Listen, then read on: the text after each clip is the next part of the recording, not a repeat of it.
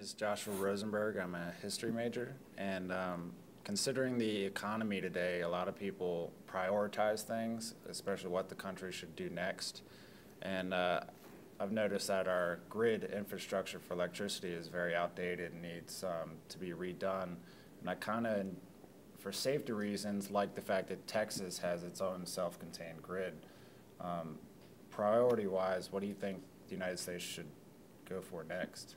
You're talking about a major grid or microgrids? Yeah, whether they should try to update the whole major grid or try to micro. Boy, that's a good question.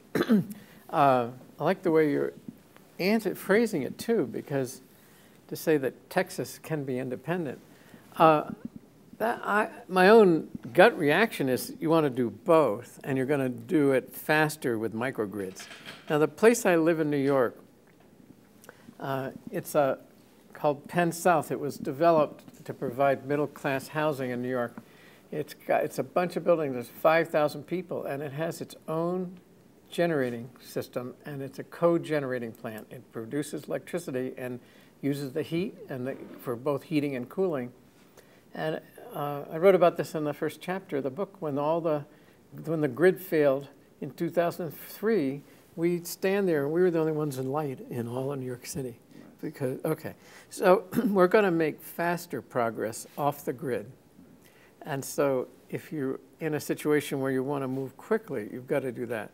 But there is absolutely necessity. It's absolute necessity that our grid be improved.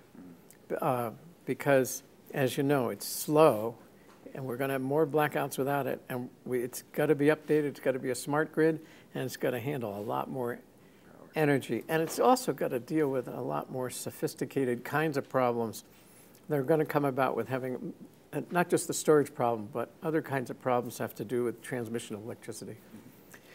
So we should start on that. But given the way these kind of huge projects get bogged down, I'd say push hard on the microgrids and the mini grids, and then hope and pray that the big grid gets fixed in time. That's a really good question. Hi, I'm Mike Cusick. I'm a geography and earth science double major. My question was along the same lines as yours, along with the grid. This debate of renewable versus non-renewable resources have been through the news for years.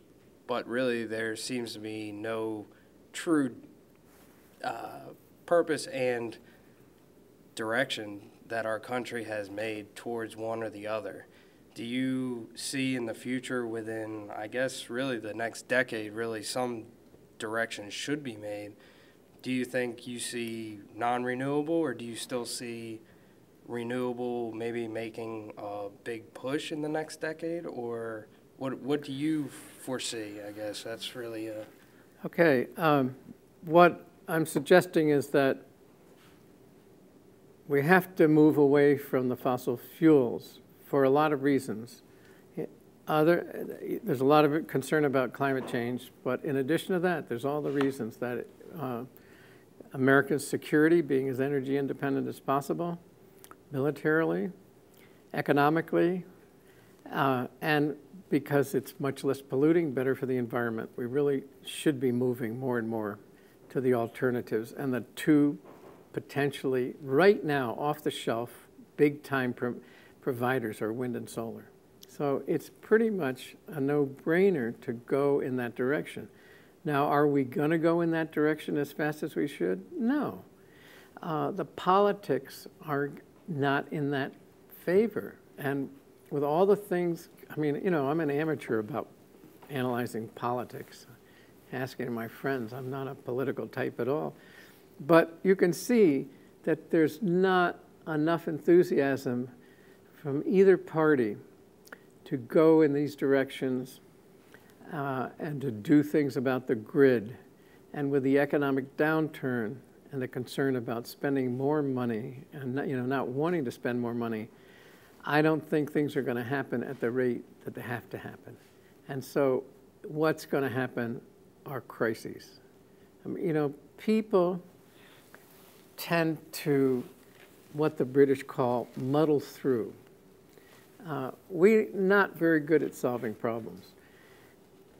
One of my favorite books was a book my father had that I kept after he died, called English Wayfaring Life in the Middle Ages. Now, it sounds like an oddball book, not very important, but I love to travel and travel in odd ways, you know, so I got interested in this book.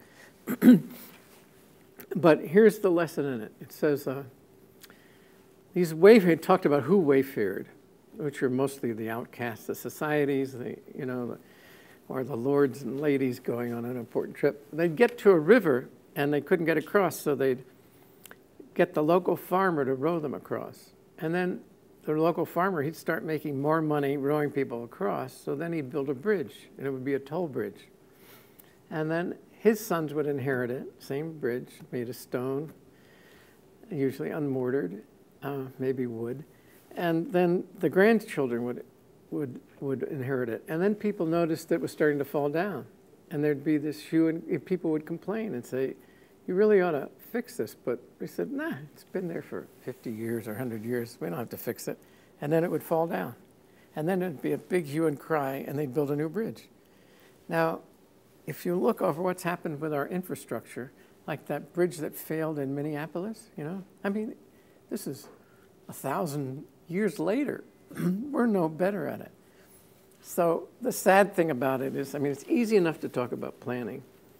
And this is a good role for a government to really say, we need a really clearly thought out energy policy for the future. It doesn't have to be that the government takes control over everything. It's just that you need somebody, like with the FAA, you know, the Federal Aeronautical Administration. You know, they say, well, you know, here are the guidelines. It doesn't have to be ruled by the government, but you ought to have a plan that's imaginative. And if it isn't going to come from the government, it can come from well-meaning people. But it's got to be this neutral and open way of planning. And we have to do that. And since, you know, if we're going to muddle through, we'll do it after some big crisis. And the next really big blackout that lasts, you know, a much longer time, maybe people will scratch their head and try to do something.